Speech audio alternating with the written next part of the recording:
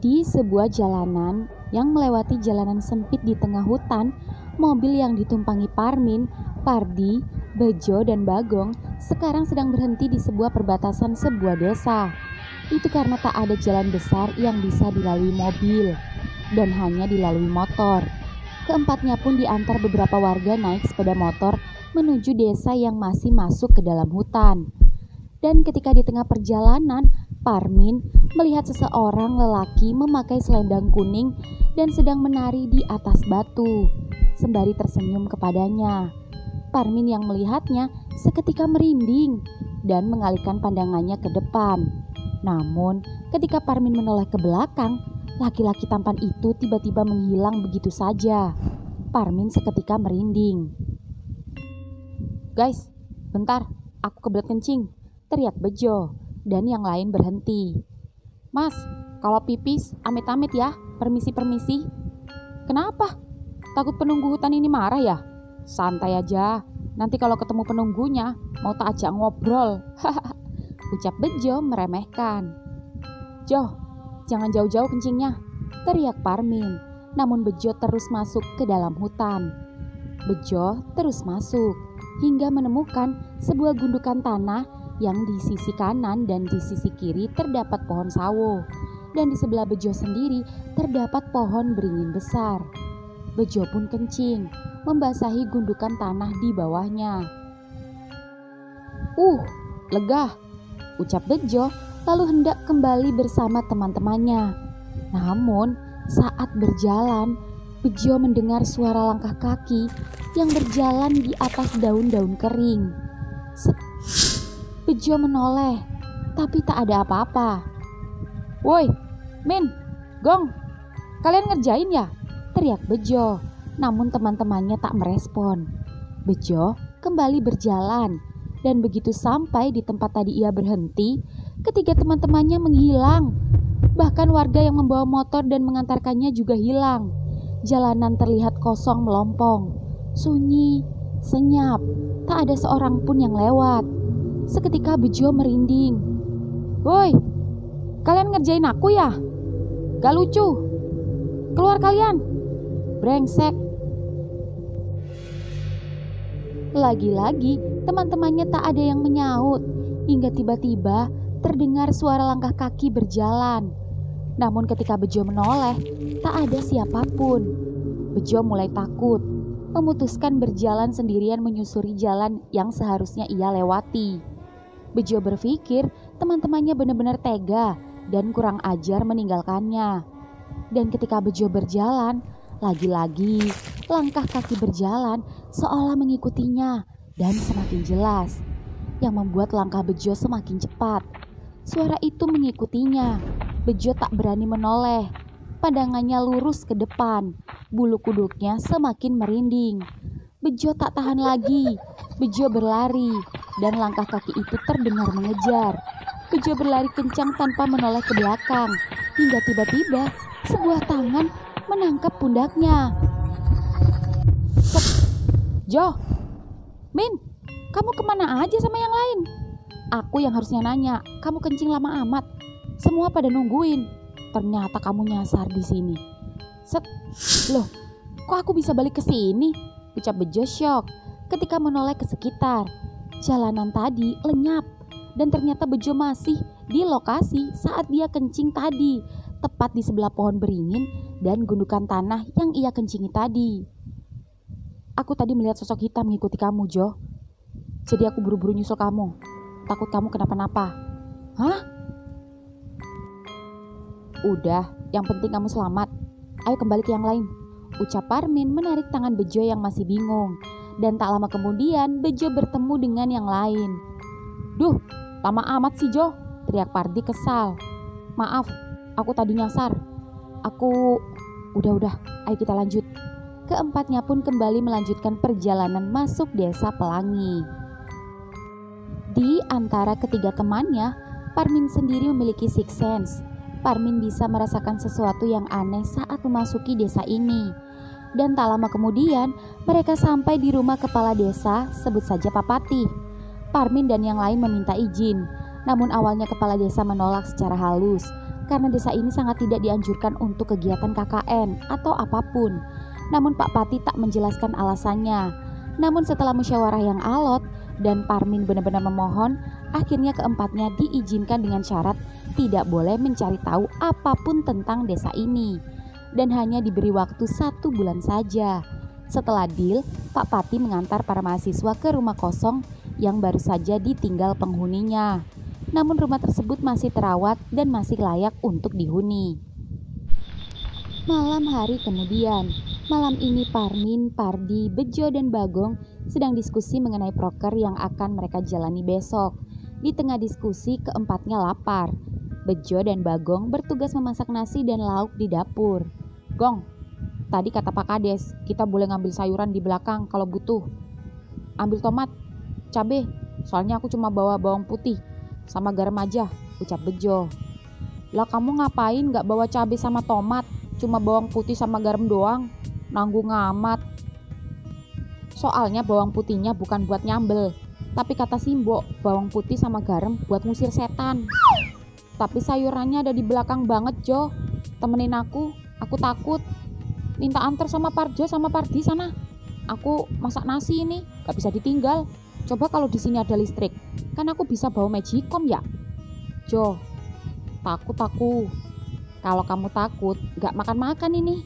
Nih, Gong, bawa 1 butir bawang putih sama garam nih. Nanti kalau kamu ketemu sesuatu yang menyeramkan, lemparin taburan garam ke setannya. Dijamin kabur. Beneran ini? Beneran. Sana, keburu lapar. Ya udah. Bagong yang takut mencoba ke depan, meminta tolong pada Parmin dan Pardi. Min, Di, anterin aku yuk. Kemana? Nyari tomat sama cabai di belakang. Buat apa? Tanya Pardi. Ya buat nyambel, masa buat ngelempar ndiasmu? Mau cepet makan gak kalian? Ya udah, ayo, ucap Parmin dan Pardi yang malas-malasan. Ketiganya pun berjalan membawa obor menuju ke belakang kebun rumah Pak Kades. Dan di saat ketiganya mencari sayur, tomat dan cabai, Bejo sendiri yang masih sibuk menanak nasi di pawon atau dapur tradisional mendengar suara langkah kaki yang berjalan di atap pawonnya. Bejo seketika keluar dan melihat ke atap dari luar, namun tak ada apa-apa di atas. Gak ada apa-apa ternyata, palingan hewan. Kalau gak kucing alas, ya babi. Tapi mana kucingnya ya? Kok gak ada suara ngeong-ngeong? Masa lagi ah. Bejo kembali masuk dan melanjutkan menanak nasi. Namun tiba-tiba suara langkah kaki yang berjalan lagi-lagi terdengar olehnya. Bejo seketika keluar lagi, lalu melihat ke atas dan lagi-lagi tak menemukan apapun. Bejo yang kesal serasa dikerjain itu dengan pedenya menantang. Woi, sopo wae kowe? Bo manungso, bo demit kala, ojo wani usil. Lek ra gelem tak sentil. Ojo ganggu mergo awakmu ra bakal tak gunggu. Lek kowe ancen wani tokno raimu, metuwo. Seketika angin kencang menerpa Bejo. Sesosok hitam tinggi besar bermata merah terbang dari atap pawon dan brak. Bejo tergeletak pingsan. Di kebun sendiri, ketiganya masih sibuk memetik tomat dan juga terong dan tinggal mencari cabai. Gong, udah terongnya? Tanya Parmin. Udah banyak ini, sekalian pakai besok sarapan. Di, tomatnya udah nih, segini cukup gak?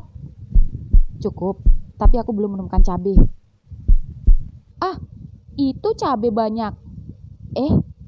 Tapi tunggu. Kalian lihat sesuatu gak sih? Ucap Bagong panik. Lihat. Wah, coy, gak bener ini. Cabainya ada di tengah kuburan. Lebih baik aku gak nyambel daripada resiko kesambet. Kalian mikirin takut apa mikirin perut kalian? Kalian tunggu sini, biar aku yang ambil. Min, yang bener kamu Min. Amit-amit Min, permisi, teriak Pardi yang penakut dan kini saling berpegangan dengan Bagong. Dan keduanya seketika terdiam ketika melihat Parmin, sahabatnya, malah berhenti di tengah kuburan. Bukannya memetik cabai, Parmin malah berhenti. seperti melihat sesuatu. Parmin sendiri terdiam karena telinganya tiba-tiba mendengar suara gamelan. Aroma kembang setaman langsung tercium di hidung Parmin. Dan Parmin terkejut ketika hendak memetik cabai. Lagi-lagi dia melihat sosok laki-laki tampan yang sempat ia lihat tadi saat masuk desa. Sosok tampan ini kembali menari di depannya.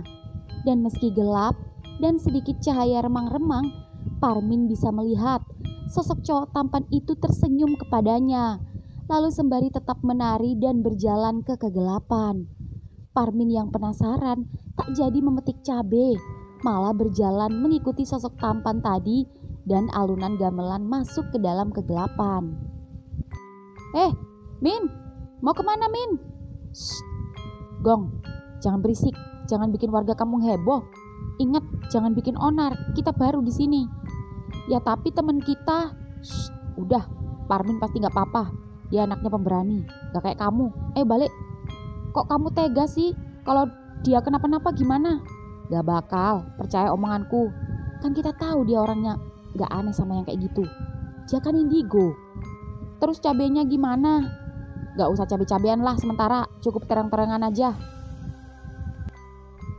Tapi udahlah Gong, kamu kayak gak ngerti si Parmin aja sih. Ayo. Bagong pun mau tak mau terpaksa pulang meninggalkan Parmin yang hilang di telan kegelapan. Bagong dan Pardi kembali ke markas yang ada di rumah kosong. Dan begitu masuk dan berjalan ke pawon atau ke dapur, keduanya heran ketika tak menemukan Bejo di pawon. Kemana sih Bejo? Tanya Bagong. Palingan boker di luar. Wah, udah matang nasinya, ucap Bagong mengecek. Jo, buruan Jo, ini ada terong, gak usah nyambel dah, teriak Pardi. Lah, kok gak nyaut-nyaut di? Coba cek di luar. Ya. Lah, itu dia. Jo bangun Jo. Jo, kamu kenapa Jo? Wah, demit, teriak Bejo langsung sadar. Demit, biasmu, mana Demit? Jangan nakut-nakutin kamu. Sumpah Gong, aku lihat dengan mata kepalaku sendiri. Garam, aku mau taburin garam di sekitar rumah. Kalian bantuin aku. Ayo, ini garamnya Simbah.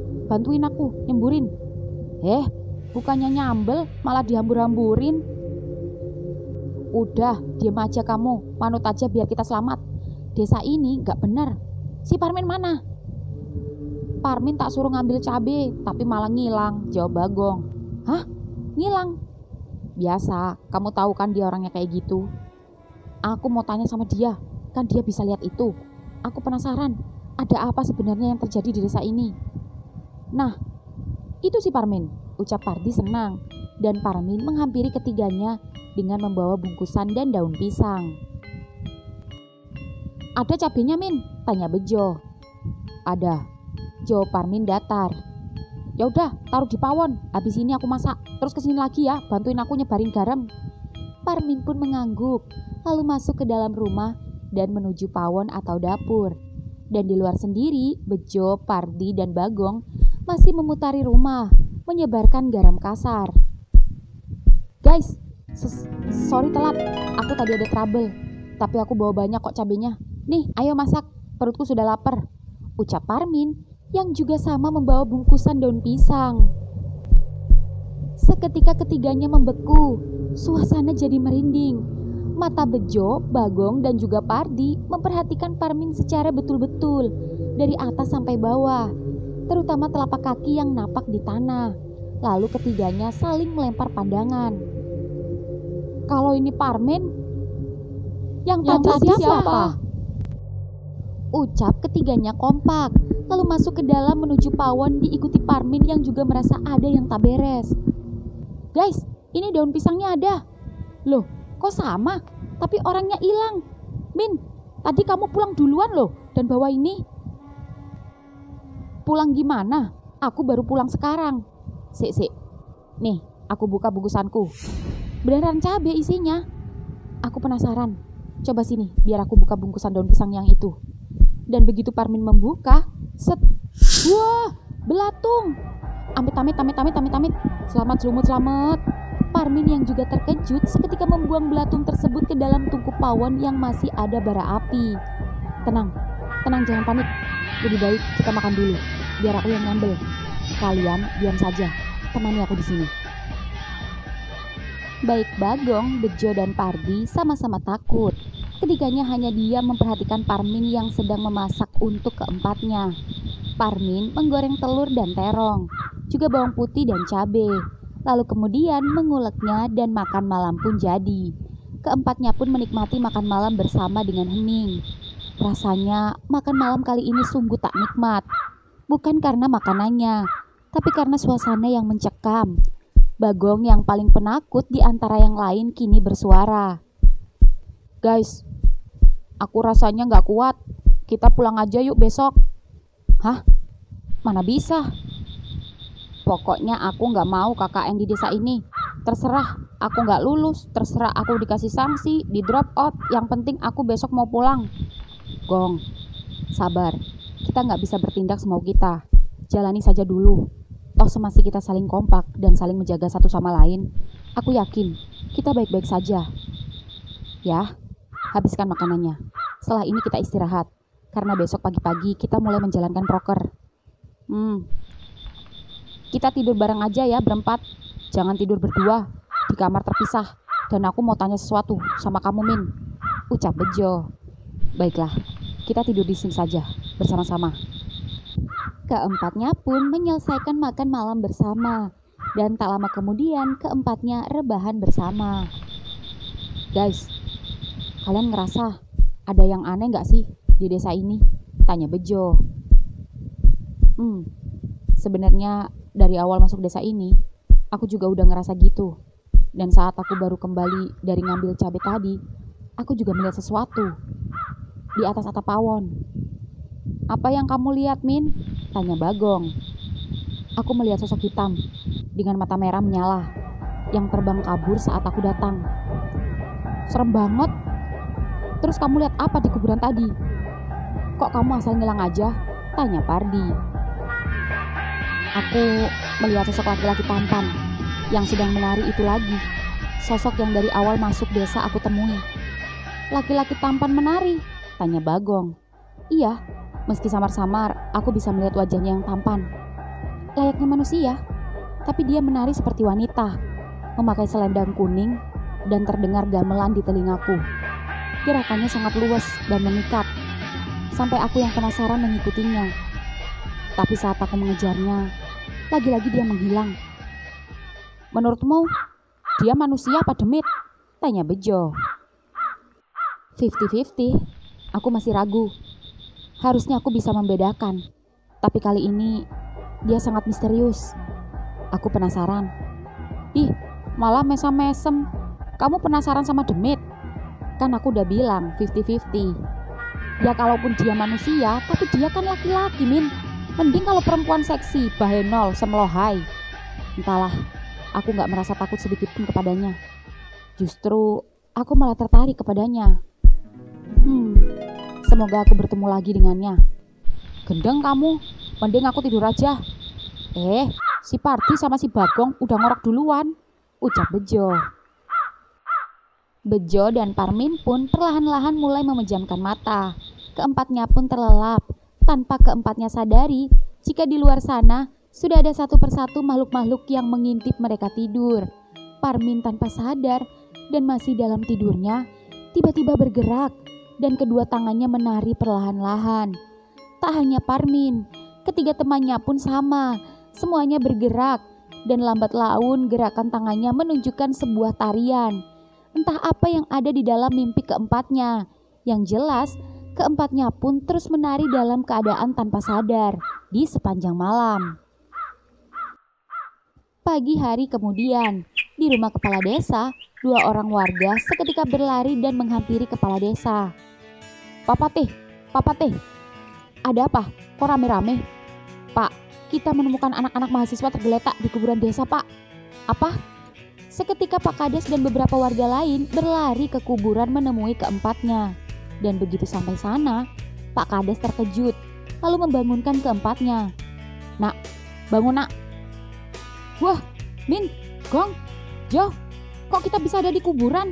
Tanya Pardi panik. Wah, iya kok bisa? ucap Bagong. Ini gak mimpi kan, ucap Bejo. Pak Kades, sapa Parmin yang kebingungan saat melihat Pak Pati dan beberapa warga yang melihat mereka berempat. Sudah, lebih baik kalian pulang dulu, ayo. Keempatnya pun pulang dan mandi. Setelah mandi, keempatnya sarapan pagi di rumah Pak Kades. Semua menceritakan kejadian yang dialami keempatnya. Mulai dari awal mula Parmin bertemu lelaki tampan penari, Bejo dan teman-teman lain yang diteror makhluk halus, sampai semalam keempatnya memimpikan mimpi yang sama, yaitu sama-sama bermimpi sedang di acara hajatan besar, di mana di sana ada makanan enak-enak, iringan gamelan, hingga penari-penari yang anehnya semuanya laki-laki. Bahkan penabuh gamelan dan semua pengunjung yang hadir dalam hajatan itu tak ada satupun yang perempuan. Entah acara hajatan apa itu, yang jelas keempatnya pun menikmati sampai ikut menari dalam mimpi. Dan bangun-bangun malah di kuburan. Pak, sebenarnya apa yang terjadi di desa ini?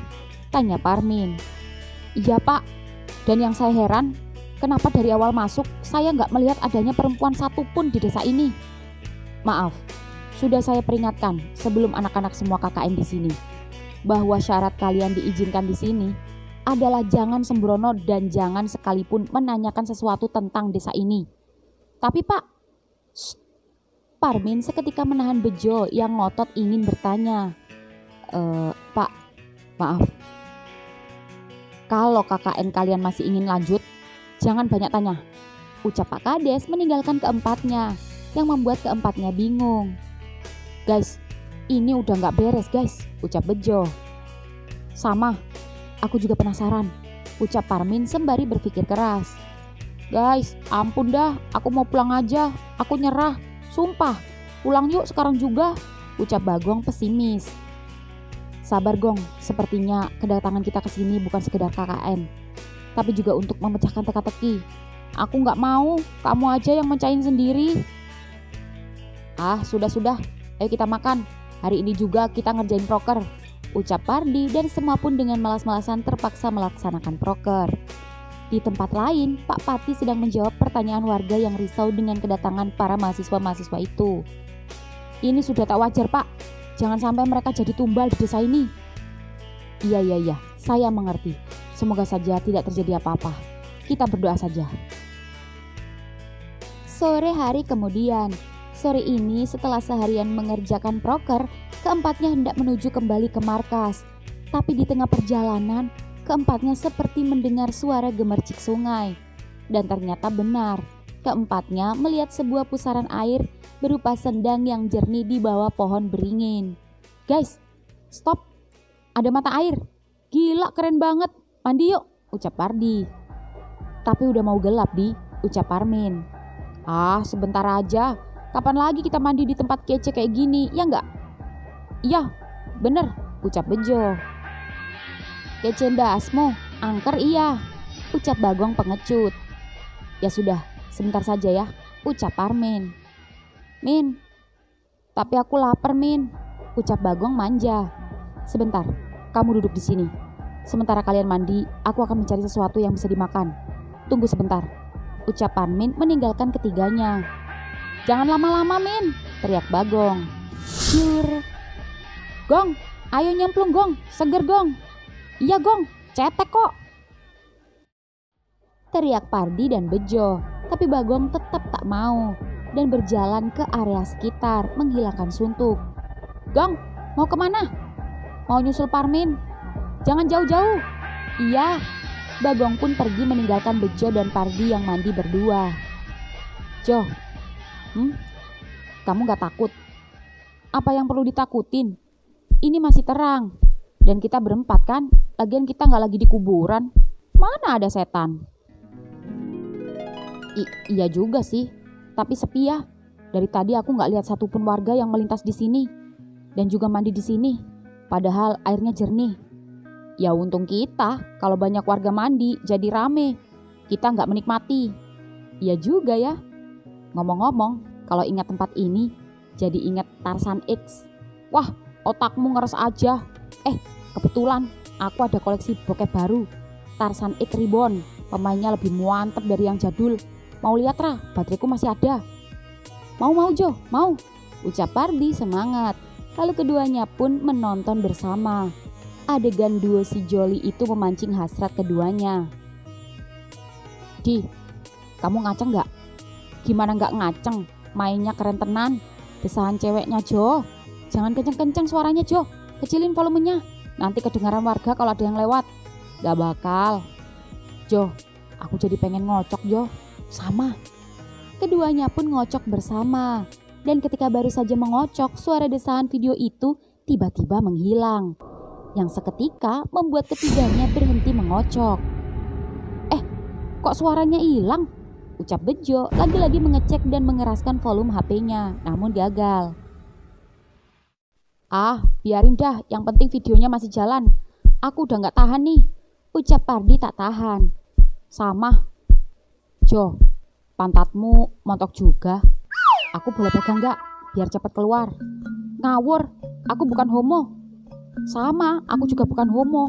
Aku cuma pengen pegang aja, sambil bayangin cewek di video itu loh. Kalau gitu, biar adil, kita saling pegang aja, gimana? Terserah dah, set. Keduanya pun lagi-lagi mengocok sembari saling menyentuh bokong masing-masing. Sesuatu hendak keluar. Sentuhan keduanya berubah menjadi cubitan dan remasan yang kuat. Hingga tiba-tiba, ya, cairan keduanya hanyut melebur mengotori sendang jernih dan suci itu. Klek, HP seketika mati. Loh, kok mati? Padahal tadi baterainya masih 50%. Aneh. Srek, srek. Seketika keduanya terdiam saat mendengar suara langkah kaki berjalan di sekitar keduanya. Jo, kamu dengar? Dengar? Ini langkah kaki yang pernah aku dengar. Maksud kamu? Jangan-jangan. Cepat keluar, kabur. Seketika keduanya terbirit-birit, hanya memakai celana lalu membawa pakaian keduanya, kemudian kabur mencari Parmin dan Bagong. Di tempat lain, Bagong sendiri tak menemukan Parmin. Bagong merasa dia salah jalan. Bagong menyesal tadi dia berjalan sendiri, apalagi dia termasuk anak penakut bin pengecut. Bagong mencoba kembali ke jalan tadi, namun saat kembali, jalan yang dilalui Bagong sudah berubah menjadi sebuah jalan yang terlihat di sisi kanan dan kiri jalan dibatasi dengan sebuah tanaman yang unik, di mana terdapat satu tanaman berbentuk alat kelamin laki-laki. Bagong penasaran dengan tanaman unik itu, seperti kantong semar. Bagong yang tertarik kemudian iseng memetik tanaman itu dan memasukkannya ke dalam jas alma maternya. Seketika suara gamelan terdengar, pandangan mata Bagong terlihat dari jauh. Terdapat warga mondar-mandir yang hanya laki-laki saja memakai baju Jawa zaman dahulu. Dan di balik warga itu muncul sebuah hiasan janur yang dimana banyak warga masuk, layaknya orang yang mau kondangan di acara hajatan pernikahan. Seketika mengingat hajatan, perutnya lapar, membayangkan hidangan prasmanan yang mengenyangkan. Tak ada salahnya mencoba masuk, siapa tahu saja diperbolehkan. Toh, menunggu Parmin yang katanya cari makanan juga masih lama.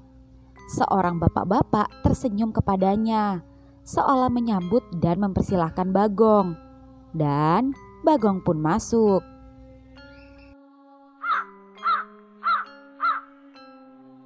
Di tempat lain, langit mulai gelap. Parmin yang tak juga menemukan makanan, Parmin memutuskan untuk kembali ke sendang. Namun saat menuju kembali ke sendang, Parmin melihat kakek-kakek tua membawa kayu bakar. Tiba-tiba kayunya jatuh berantakan. Kakek, sini Kek, tak bantuin. Parmin pun membantu kakek-kakek tua itu merapikan dan menalikan kayu bakar, lalu memakaikan kembali. Terima kasih Le, ini ambillah, kakek punya ubi bakar. Hanya orang-orang beruntung yang bisa mendapatkan ubi bakar kakek. Pesan kakek, pulanglah sebelum sandi kalah. Terima kasih Kek. Parmin, Pardi, Bejo, kamu ngobrol sama siapa? Sama kakek. Loh, kakek siapa? Dari tadi aku lihat kamu ngomong sendiri. Tadi kakek di sini. Ini ubinya. Ah, ngaco kamu. sini kita udah lapar. Jangan dihabisin, sisain buat Bagong. Bagong mana? Tanya Parmin sembari ketiganya makan ubi bakar. Lah, bukannya dia nyari kamu? Gak ada, gak ketemu dari tadi. Kalian gimana sih? Tadi kan aku sudah bilang kalau jangan mencar, jangan misah. Wah, gawat. Kemana tuh anak? Jangan-jangan. Ayo kita buruan cari. Gong! Gong!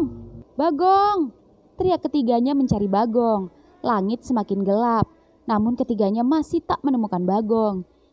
Hingga tak lama kemudian, ketiganya sama-sama mendengar suara gamelan. Guys, kalian dengar gak? Tanya Bejo. Parmin mengangguk. Iya, aku juga dengar, tapi di mana? Tanya Pardi. Seketika aroma kembang 7 rupa tercium.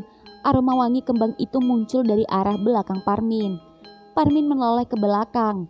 Seketika Parmin melihat 2 gapura pembatas jalan yang di kanan kiri terdapat hiasan tanaman unik yang berbentuk alat kelamin laki-laki.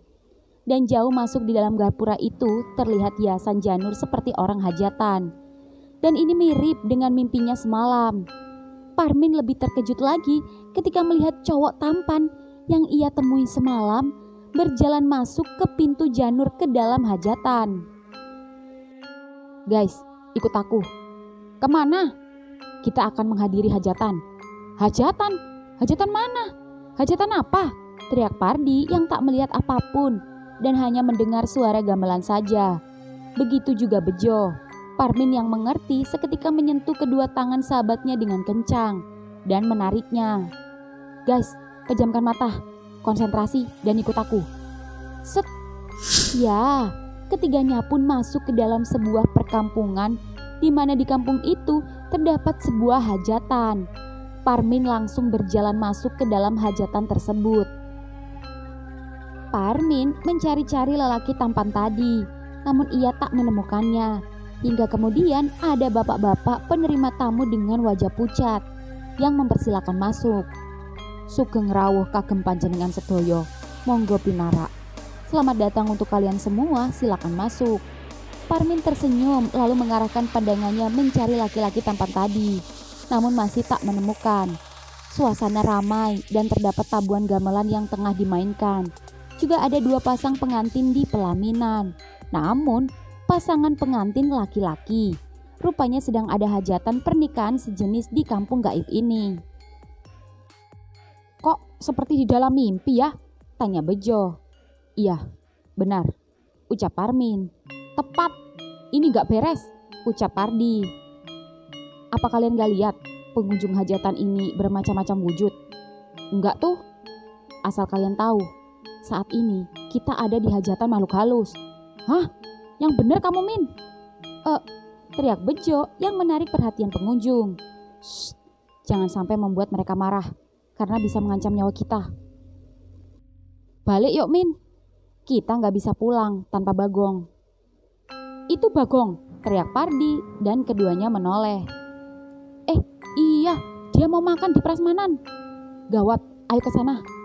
Set, Gong.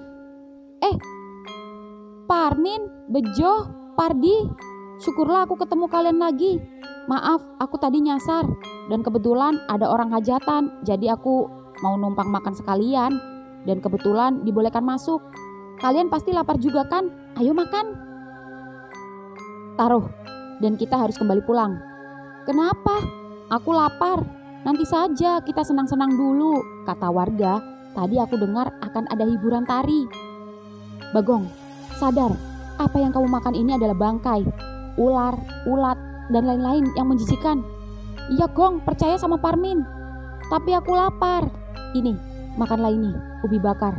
Aku dapat dari kakek-kakek tadi. Ya sudah, sembari makan, ayo kita keluar dari sini. Ayo, kalian duluan. Aku di belakang kalian, memastikan kalian aman. Jangan tatap para pengunjung, fokus ke depan. Keempatnya pun berjalan mencoba keluar. Tapi begitu keempatnya hendak keluar, suara gamelan diiringi sorak para tamu membuat Parmin tiba-tiba menoleh. Dan ketika menoleh, Parmin terkejut ketika melihat laki-laki tampan yang ia cari baru saja keluar dengan memakai kostum penari lalu menari di hadapan para tamu undangan. Tak hanya sendiri, namun bersama ketiga penari lainnya. Parmin berbalik badan, bak terhipnotis, lalu kembali berjalan menghampiri penari tampan itu yang membuat ketiga temannya bingung, namun juga takjub melihat pertunjukan tari tersebut.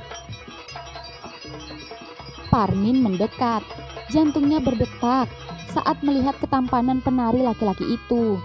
Sungguh mengikat, apalagi gerakan tariannya yang melenggak-lenggok itu mampu memancing birahinya. Aneh, padahal penari itu laki-laki. Penari itu pun tak sengaja melihat Parmin. Mata keduanya bertemu. Parmin tersenyum kepadanya, dan penari itu pun tiba-tiba menghampiri Parmin sembari menari. Aroma kembang 7 rupa seketika tercium di hidung Parmin. Sugeng rawuh Kang Mas Bagus, monggo kula aturaken gegendingan lan tetarian sareng kula. Mugi tansah pinaringan bungah. Keparangan kula nepangaken. Asma kula inggih menika Badamangan. Matur suwun sanget, kula Parmin. Set. Badamangan seketika melempar selendang kuningnya di leher Parmin, lalu membawanya ke tengah dan keduanya menari bersama. Kula badha ngombe. Hah? Iya, saya Bagong. Monggo tetarian. Saya nggak bisa tari. Tapi bolehlah dicoba. Bagong dan badha ngombe pun juga menari bersama. Kulo badha adus. Hah? Saya juga habis mandi. Saya bejo. Monggo. Main tarik aja. Kalau leherku kecekek gimana? Teriak Bejo, dan karena Bejo sayang pada nyawanya, mau tak mau Bejo ikut menari. Monggo, kulo aturaken Mas Pardi. Loh, kok kamu bisa tahu namaku? Aku aja belum tahu namamu. Kenalan dulu, namamu siapa? Kulo badha turu. Enak, aku aja nggak dapet tidur dari tadi. Dengar namamu, aku jadi ngantuk. Aku nggak bisa nari. Aku bisa mengajarimu. Set. Badha turu menarik Pardi dengan selendangnya, dan keempatnya pun menari bersama. Mereka menari semalam suntuk tanpa lelah. Entah mengapa, keempatnya seperti terhipnotis. Apalagi ketika keempat penari itu tiba-tiba melucuti pakaian keempatnya, lalu dengan gerakan tarinya mengikat tangan keempatnya dengan selendang masing-masing. Keempatnya tak melawan. Keempat penari halus itu mulai membuka kostum dan melucuti pakaiannya masing-masing. Lalu keempatnya menari dengan tubuh telanjang, yang membuat kelamin Parmin dan kawan-kawan tegang. Entah mengapa melihat tubuh laki-laki menari dengan pinggul dan bokong yang bergoyang seksi, membuat keempatnya lupa jati diri. Suara gamelan semakin cepat. Set, bruk. Keempat demit itu mendorong dan merebahkan keempat mangsanya yang sedang tak berdaya. Lalu berjongkok dan celep. Rasa hangat, nikmat dan rapat mulai menghisap batang kemaluan keempatnya. Penari itu terus bergoyang sembari menghisap batang dan menyerap energi pada manusia tampan itu. Suara gamelan semakin kencang. Parmin dan ketiga sahabatnya itu terkejut ketika melihat wajah tampan penari itu seketika berubah menjadi hitam dengan mata merah menyala dan berbulu. Keempat penari itu menyeringai, menunjukkan tarinya, hingga kemudian goyangannya semakin cepat, yang membuat Parmin dan kawan-kawan tak tahan. Sesuatu terasa menyedot, sesuatu hendak keluar. Muncul sinar api di kelamin keempatnya.